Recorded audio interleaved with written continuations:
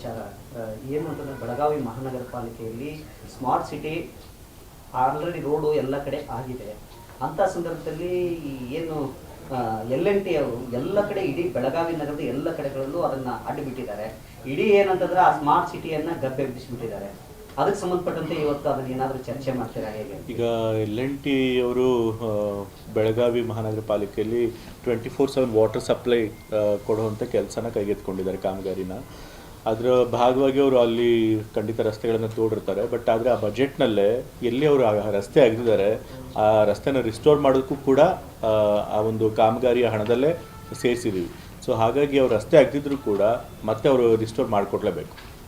ಮತ್ತೆ ನಾನು ಇವಾಗ ಮೀಟಿಂಗ್ ಮಾಡ್ಬೇಕಾದ್ರೆ ಖಂಡಿತ LNT ಅವ್ರಿಗೂ ಹೇಳ್ತೀನಿ, ಅಧಿಕಾರಿಗಳಿಗೂ ಹೇಳ್ತೀನಿ, ಎಲ್ಲೆಲ್ಲಿ ಅಗದಿದ್ದಾರೆ ಅದನ್ನು ಆದಷ್ಟು ಬೇಗ ರಿಸ್ಟೋರ್ ಮಾಡ್ಕೊಡ್ತಾರೆ.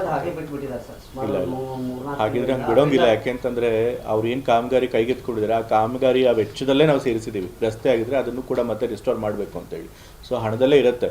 ಸೊ ಹಾಗಾಗಿ ಅದನ್ನು ಮಾಡಿಕೊಡ್ಬೇಕು. ಅದನ್ನು ಕೂಡ ರಸ್ತೆಗಳನ್ನು ಮುಚ್ಚಿಕೊಡೋದಕ್ಕೆ ಹೇಳ್ತೀನಿ. ಯಾಕಂದ್ರೆ ಗಡಿ ಜಿಲ್ಲೆ ಬೆಳಗಾವಿ ಜಿಲ್ಲೆ ವಿಶೇಷವಾದಂತೆ ಏನಾದರೂ ಯೋಜನೆಗಳು ಬೆಳಗಾವಿ ಜಿಲ್ಲೆಗೆ ಬರ್ಬೋದಾ? ನಾನು ಇವತ್ತು ತಾನೇ ಮೀಟಿಂಗ್ ತೆಗೆದುಕೊಳ್ತಾ ಇದ್ದೀನಿ. ನೋಡೋಣ ಏನೇನು ಅಗತ್ಯ ಇದೆ ಬೆಳಗಾವಿಗೆ ಬೇಕಾಗಿರೋದಂಥದ್ದು ಕಾಮಗಾರಿಗಳು, ಅದನ್ನು ನೋಡ್ಬಿಟ್ಟು ಅದರ ಆಧಾರದ ಮೇಲೆ ಬೇಕಾದ್ರೆ ರಾಜ್ಯ ಸರ್ಕಾರಕ್ಕೆ ಹೇಳಿ ಖಂಡಿತ ಕೊಡಿಸೋಂಥ ಪ್ರಯತ್ನ ಮಾಡೋಣ.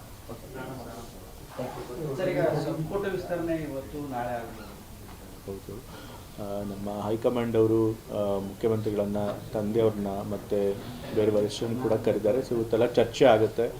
ಚರ್ಚೆ ಆದಮೇಲೆ ಅವ್ರು ತೀರ್ಮಾನ ತೆಗೆದುಕೊಂಡು ಸಂಪುಟ ವಿಸ್ತರಣೆ ಮಾಡ್ತಾರೆ. ಸರ್, ಇನ್ನೊಂದು ವಿಚಾರ ಏನು ಅಂತಂದರೆ ಬೆಳಗಾವಿ ಮಹಾನಗರ ಪಾಲಿಕೆಯಲ್ಲಿ ಸ್ಮಾರ್ಟ್ ಸಿಟಿ ಆಲ್ರೆಡಿ ರೋಡು ಎಲ್ಲ ಕಡೆ ಆಗಿದೆ. ಅಂಥ ಸಂದರ್ಭದಲ್ಲಿ ಏನು LNT ಅವರು ಎಲ್ಲ ಕಡೆ ಇಡೀ ಬೆಳಗಾವಿ ನಗರದ ಎಲ್ಲ ಕಡೆಗಳಲ್ಲೂ ಅದನ್ನು ಅಡ್ಡಿಬಿಟ್ಟಿದ್ದಾರೆ. ಇಡೀ ಏನಂತಂದರೆ ಆ ಸ್ಮಾರ್ಟ್ ಸಿಟಿಯನ್ನು ಗಬ್ಬೆಬ್ಬಿಸಿಬಿಟ್ಟಿದ್ದಾರೆ.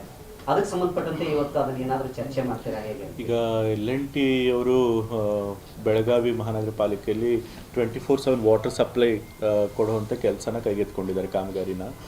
ಅದರ ಭಾಗವಾಗಿ ಅವರು ಅಲ್ಲಿ ಖಂಡಿತ ರಸ್ತೆಗಳನ್ನು ತೋಡಿರ್ತಾರೆ. ಬಟ್ ಆದರೆ ಆ ಬಜೆಟ್ನಲ್ಲೇ ಎಲ್ಲಿ ಅವರು ಆ ರಸ್ತೆ ಅಗೆದಿದ್ದಾರೆ ಆ ರಸ್ತೆನ ರಿಸ್ಟೋರ್ ಮಾಡೋದಕ್ಕೂ ಕೂಡ ಆ ಒಂದು ಕಾಮಗಾರಿಯ ಹಣದಲ್ಲೇ ಸೇರಿಸಿದ್ದೀವಿ.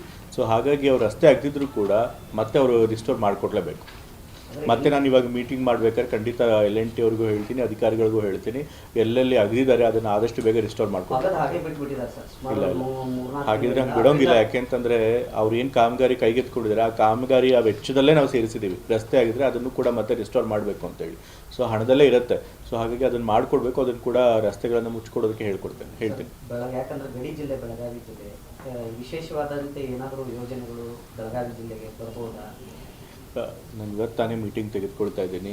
ನೋಡೋಣ ಏನೇನು ಅಗತ್ಯ ಇದೆ ಬೆಳಗಾವಿಗೆ ಬೇಕಾಗಿರೋದಂಥದ್ದು ಕಾಮಗಾರಿಗಳು, ಅದನ್ನು ನೋಡ್ಬಿಟ್ಟು ಅದರ ಆಧಾರದ ಮೇಲೆ ಬೇಕಾದ್ರೆ ರಾಜ್ಯ ಸರ್ಕಾರಕ್ಕೆ ಹೇಳಿ ಖಂಡಿತ ಕೊಡಿಸೋಂಥ ಪ್ರಯತ್ನ ಮಾಡೋಣ.